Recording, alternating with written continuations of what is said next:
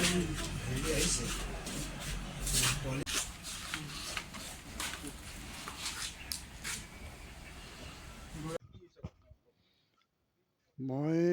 ৰাতি 2:45 মানত মানে হুলস্থুল শুনিছোঁ।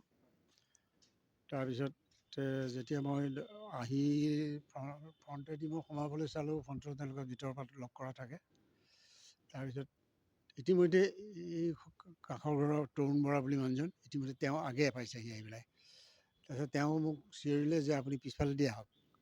তেতিয়া মই পিছফালৰ পৰা আহিছোঁ, আহি পেলাই দৰ্জাখন দেখিছোঁ ভঙা আছে, আৰু দৰ্জাখন পাৰ হৈয়ে সেইখিনিতে মানুহজন তেজেৰে লুতুৰি পুতুৰি খাই পৰি আছে।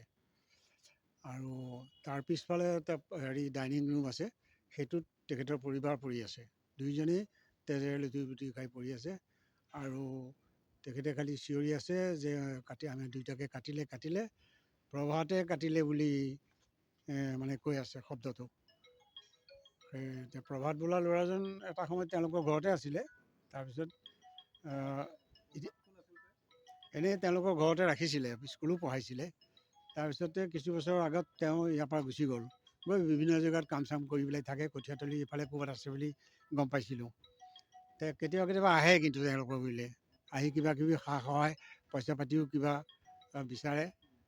তাৰপিছতে সেইমতে দিয়ে। এতিয়া কালি তাৰে নামটো লৈছে, কিন্তু আমি যেতিয়া আহি পাইছোঁ তেতিয়া কোনো নাই, মানে তেনেকুৱা বাহিৰত আৰু কোনো নাই, আৰু হয়তো ইতিমধ্যে গুচি গ'ল।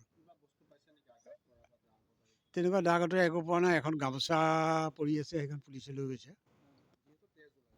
তেজ সেইটো সি কৈ আছে আকৰ দ্বাৰাই কাটিছে কৈ আছে, কিন্তু আমি সেইবিলাকে নাই, পোৱা নাই আমি দেখা পোৱা।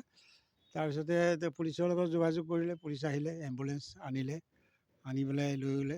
এতিয়া সেই আদিত্য নাৰ্ছিং হোমত ভৰ্তি হৈ আছে। আৰু এতিয়া সংকটমুক্ত বুলি কৈছে, আৰু তেনেকুৱা গম পোৱা নাই।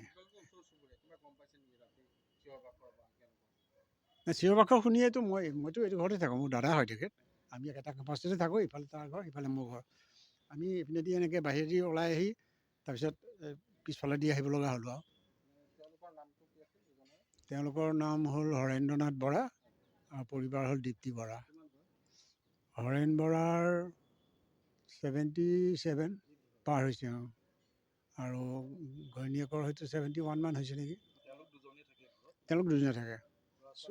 ল'ৰা ছোৱালী মানে ছোৱালী এজনী আছে, তাই পৰিয়াল লৈ পেলাই সেই সন্মুখৰ ঘৰটোত থাকে। সন্মুখৰ ঘৰটো তেখেতৰে, তাত থাকে। নাতি দুটা, জীয়েক থাকে।